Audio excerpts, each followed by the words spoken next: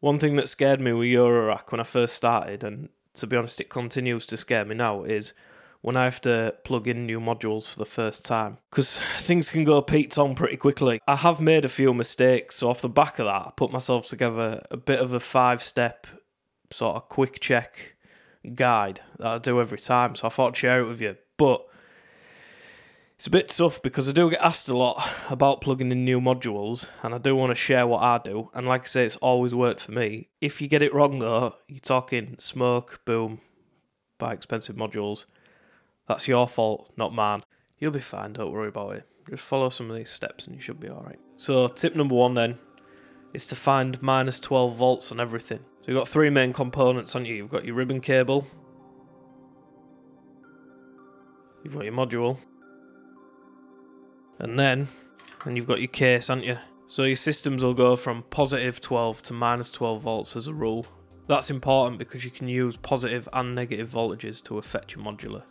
We won't go too deep into that, but you just need to be aware of it. So the easiest way, I think, is if you can locate minus 12 on all 3 of those things and just match them up. That's it, job done. You don't need any more tips. So on the bottom of that, look, you can see it says minus 12. It also says red, which we'll come on to. Where you will need the rest of these tips are on the occasions where manufacturers don't use that system or they don't print minus 12. And something like your cable might not have minus 12 on it, but it might have that red stripe, which we'll come on to. So for tip number 2, we need to look a bit more specifically at the cable. So this is a ribbon cable, and they tend to come with 6. So that's a ribbon cable, and it tends to come with 16-pin connectors, the bigger one like that. But on occasion, they also come with 10-pin connectors like that. Personally, I've never bought a module yet that didn't come with a ribbon cable, but I'm not saying that doesn't happen. It's just never happened to me, which is fortuitous, I guess. But I would check the cable that comes with it, because like everything, they are subject to error during construction, and they could even get damaged just in transport or whatever. The other thing that's worth checking is right at these ends. If you line up the ends so that both little plastic bits are sticking up, just make sure that the cable itself, the ribbon, isn't twisted, which becomes important in a second. So whilst on the cable end, you've probably heard of the red stripe down rule. And for the most part, cables will come with a red stripe on them, and for the most part, it's pretty safe to presume that that red stripe will be minus 12 volts.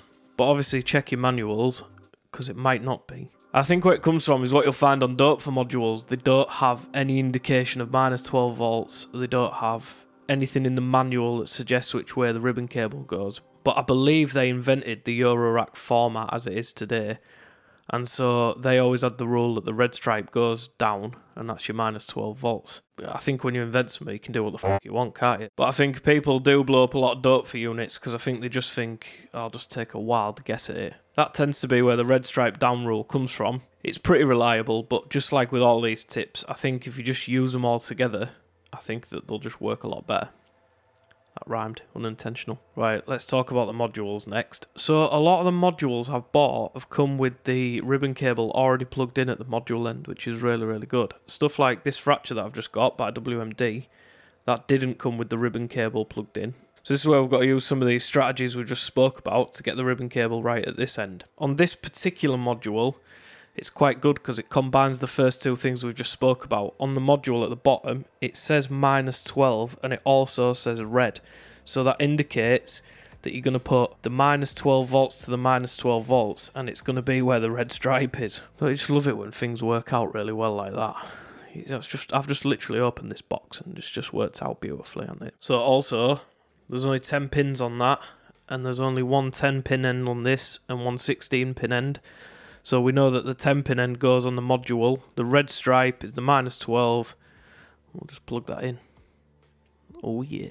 It probably won't hurt on modules that are obvious, especially if the cable comes plugged in, to put a little red Sharpie dot where the red stripe goes, or the minus 12 volts are. Quick little horror story, the effects aid I think came plugged in. When I moved it into another case, it came unplugged. There was no indication of what I could find or which way the ribbon cable went, so I just did one of those wild guesses like I mentioned earlier, and I didn't guess right. Luckily, it didn't blow up my module, but it could have been a lot worse. So it just didn't come on. That's a nightmare. I probably should put a mark on myself. I'm too lazy and I haven't done that, but it doesn't mean that you shouldn't. Right, onto the case then. So your case will even come powered or unpowered. This came powered, which is why it's got the fixed bus board at the back, but I've put a module in it so that I can power it off a USB power bank and make it portable. And then that's got this floating bus board here. On the fixed bus board at the back, you can see that it's just open pinned. So when it's open pinned like that, you have to refer to the first couple of steps and you have to either look for your minus 12 volts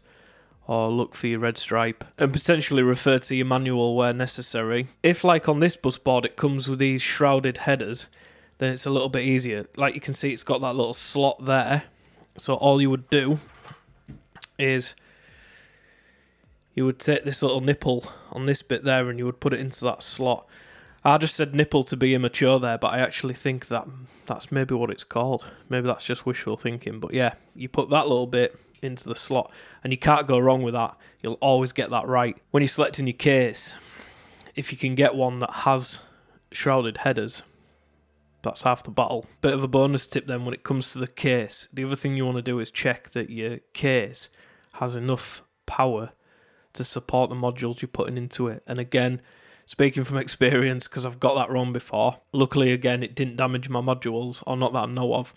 They still turn on anyway. It might have had some long-term effect, but they just wouldn't work in that case. Something like the Mantis, you see my finger? Something like the Mantis that I've got in the back over there, that's a really good case. It comes with a fixed bus board, plenty of power, and it's all shrouded headers, so you can't go wrong with it. It was partly the reason I picked that initially when I was first starting out, so it's quite a good beginner's case, that. So the last tip then is to just do some final checks before you power everything on. Check everything twice, refer to all the previous steps and go through them. Make sure you're happy before you turn it on. Once you turn it on, if everything lights up like a Christmas tree, you're good to go. If it doesn't, turn it off immediately. And if you see smoke, then you're up shit street, so you need to turn it straight off, and you might have damaged your modules then. So try not to get to that stage. Check everything first. Just to recap then, look for your minus 12s and match all them up if you can. If not, consider red stripe down. Look, see if it says red anywhere. Try and match those up. Check the manual where you need to. Triple and quadruple check everything before you turn your system on, to make sure that you're happy with everything. And once you are happy and it all turns on, everything lights up properly, try to never unplug the module end again if possible. Maybe just don't unplug anything ever again. That might be good. Hope this was helpful. Thanks.